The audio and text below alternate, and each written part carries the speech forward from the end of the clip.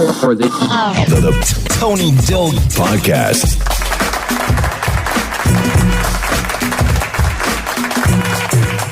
Hello again and welcome to the show. I have another guest today. Let's get to meet her.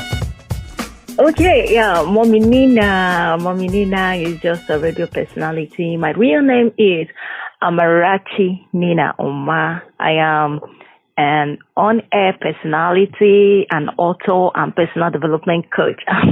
I'm passionate about helping people discover their uniqueness, gain clarity of purpose, and lead their passion.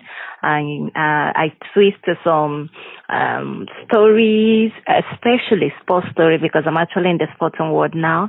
I twist sports stories to help bring out angles and strategies that can help you live your day-to-day relationship in your workplace and in your businesses and make you better. Okay, so that's basically what I do. I am the author of Unmask, a best-selling book on self-discovery and purpose. Okay, so that is Mommy Nina. How did you get into radio? How did I get into the radio? Okay. On a particular day, after my NYSC, I was just going through my WhatsApp, and I was in a WhatsApp group that puts job opportunities for people. I got a message. Someone posted about a particular brand coming to the state where I reside in. And then I was like, wow, I applied like in the evening, and the next day I was invited for interview. So I felt it was calm. But then I looked at the address of the interviewer. It's a well-known place and not somewhere hidden. I said, okay, let me just go try. That was how I went for the audition that day. And I think in a week or less than a week, I was offered employment. So that is how I got into the radio, just like that. Let me just say casually. Yeah, casually. There's no doubt that you have influencers on this radio journey of yours. So who would you say are your biggest radio influencers? My biggest radio influencers. Okay, I have two major people. Fumi Inyanda of NTA. As a child, I watched her. I loved how she talked. I wanted to be like her. In fact, I set out every time to make sure I sit down to watch her Saturday morning programs on NTA. And then a particular woman in my state. Yes, my state radio station, Broadcasting Corporation of Abia State, BCA.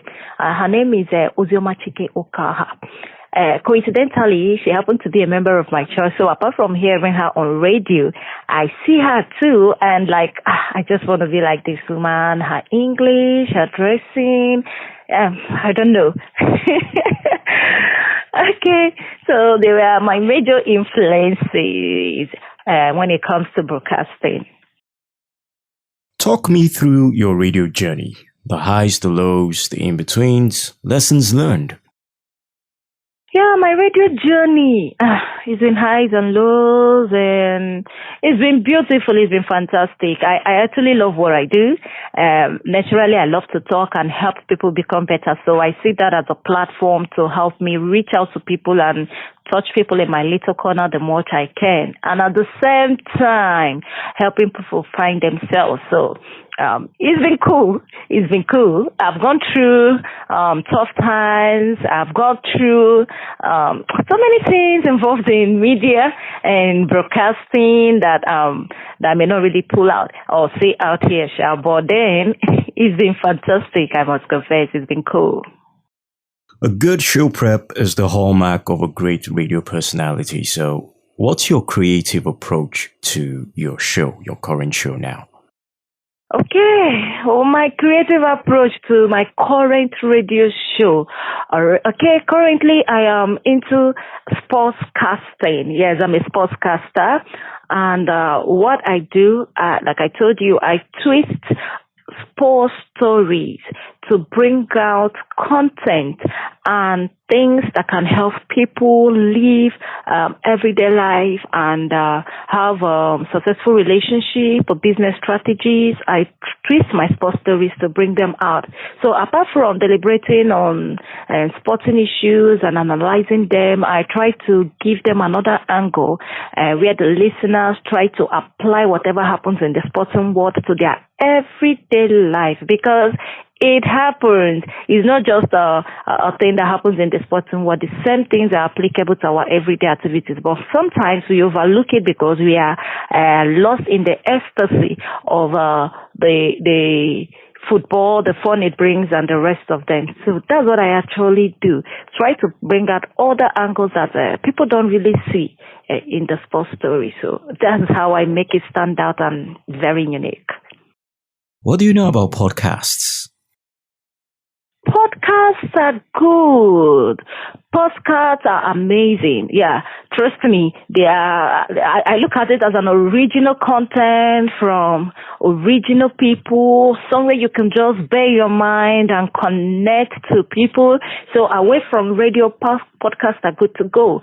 You could listen to it anywhere, anytime, how you want it, however you want it, and of course you can still get feedback back to the podcaster. So I love it. I love it. It's cool. Yeah, it's cool.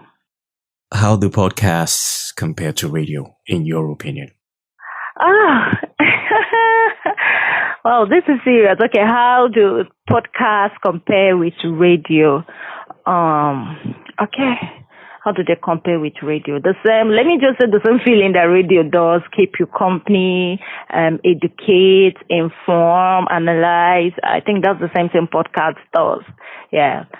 So sometimes your radio becomes your escapism for, sad moments. Yeah, there are stations you could tune in and you'll catch fun. Something with podcasts. There are podcasts you could listen to and it will brighten your day and you feel like burdens are lifted. So you could just work for an escapism. If you look at it in both directions, they actually look alike. Yeah, they look alike in so many ways. And is something cool. Talk to me about the role of the NBC in broadcast regulation. Are they getting it right? Oh, this is a very serious one. Okay, how do I describe the role of NBC in broadcast regulations?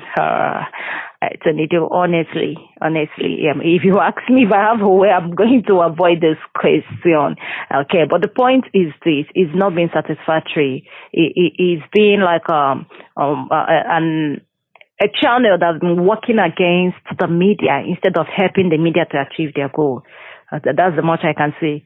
They work against the media instead of working with the media to achieve their goal. And you don't expect much anyway, since it's owned by the government and the government pays them. And as they always say, he who pays the piper, he takes the tune. I guess that's what's happening here. But personally, I am not satisfied with their services. I bet you've had some good times on there with fans. What's your favorite experience? Yeah, my favorite radio experience with a fan. Okay, on a particular day, I had a fan calling and was shouting, "Wow, I'm happy to get through to you. I like your program. I don't have any contribution to say. I want to say you're good. I love your voice. I love how you say it. I love how you handle us here," and said so many sweet things, sincerely, and it made me happy. And I won't forget it. Okay, so it's one of my favorite radio experience with a fan. Okay, with a fan on radio. Well, you've had your good times, and I'm sure you've also had bad times. What's the weirdest or the worst experience you've had on radio? And my worst radio experience with a fan on radio, my God, Tonido, you would like to hear this? Really? Why not? Try me. Okay. On a particular day, I was running my show. It's actually a pigeon program. Yeah, a pigeon. I run a pigeon belt. And then I had this guy calling and said, "Hello, Mommy Nina." I said, "Yeah, hello. Good day with Domot. Good afternoon." I can't mention his name. And guess what? This guy said, "Dad, I like your voice. your voice is sexy and it arouses him whenever he hears it. And in fact, he says a lot of things he does. I just had to cut him off. So I was embarrassed. I didn't know how to react to that. I don't know where to put that, the category, if it's a compliment or not a compliment, that when you hear my voice, it makes you get aroused as a man and stuff like that. So it was a crazy one. Like I told you, I don't know. I didn't know how to approach it. I didn't know if it wasn't even a compliment. I was confused. I was embarrassed. I was like, oh. Okay, and I said, okay, thank you, but then please don't do something crazy. You have the power to control yourself. You have the power to determine, I went into motivating and speaking tips to see if it could, make the person stop the habit, because it was actually disturbing. And it won't make me not to come to my job again, just because you said the voice gets you aroused. Okay, so that's my worst radio experience with a fan.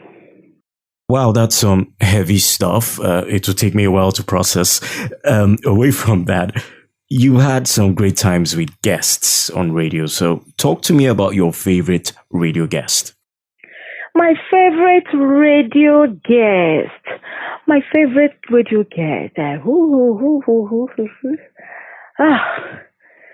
Well, I've had a lot of guests. I think one of the favorite person I've had on air is not someone very popular. There was a show I used to run in my former station, This Not My Hustle, and I invited a young guy who job is actually to cut grasses for people. And there was this clique.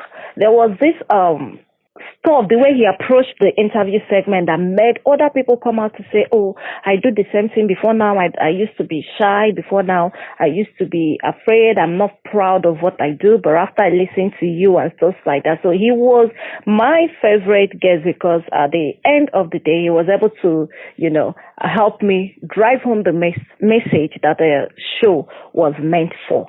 Okay, so that's my favorite. Who's been your worst radio guest? My worst radio guest. Can I remember? I know I've had a guest that, God, I lost what to say because the person isn't chatty. Like, you ask a question, the person answers straight. I don't want to mention the name. The person answers straight, and you try to probe more to make the person talk more. The person was just flat, and it was actually frustrating for someone like me that wants to engage and laugh and make you feel at home, so that you can actually give us your best. So I think that was the worst. Let's talk about the music on your playlist. Let's talk about the top 5 songs you're listening to right now. What are they? Okay, my top 5 songs and artists on Mommy Nina's playlist. Okay, so my number 1 on my own playlist is Banky Don't Leave You, Final Say. You've got the final say, Okay, and then I have a Chike and Simi, Running to You. Omale, Godly, and Pato Rankin, Celebrates Me. And then the 5th on my list is Temi and Davido, For You. If the circumstances were different and you weren't working on radio, what would you be doing? If the circumstances were different, what would you do instead of radio? I would still do a work that I have to engage with people and talk. So a customer service job will be okay. Yeah, I just need to talk and help people. That's all. So I need the kind of job that will help me achieve my own personal goals. Okay. I like good food, and I know you do too. So what's your favorite meal? My favorite meal? Okay, I love a particular local delicacy called abacha, African salad. Yeah, abacha. African salad. I love it. But then I can't still say no to a plate of hot jollof rice, Okay, my favorite drink, I love yogurt. Yogurt. Any type, plain, Greek, sweetened, I love yogurt. What legacy does Mommy Nina want to leave behind? Okay, on the legacy I want to leave behind, I want people to look back and say, I started what I started, or I'm doing what I'm doing because you inspired me. And I love people to look back and say, I didn't give up because of you. So I'm very conscious, very, very conscious about what I do and how I do them, bearing this in mind that I want to leave footprints and impact that can give generational results, even after I've left the scene, or I've gone, or I've grown old, and then, go to the world beyond. That's actually what I want. My guest has been radio personality, author, and personal development coach, Mommy Nina. Thank you for coming on the show. Okay, thank you so much, Tonido. Thank you for having me on your podcast. It's been amazing, truthfully. Thank you so much. If you enjoyed the podcast, do me a favor and tell somebody about it. Let them check it out as well. Also, if you'd like to support, the links are in the show notes on how you can do that. Thank you for listening.